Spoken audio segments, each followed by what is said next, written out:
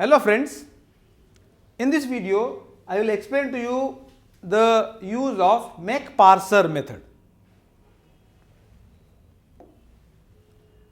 This method creates a new parser object. The parser object created will be the first parser type that the system finds. The parser object will find out the first occurrence of the element. xml.sax.makeParser, this is the name of the method. It will have parser list as the optional argument. Here is the detail of the parameters. Only one parameter is there, parameter list. This is optional argument because it is put in square brackets.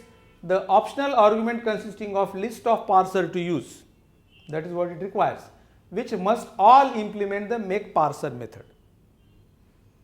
Okay, so this is the method that you may require to be called, right.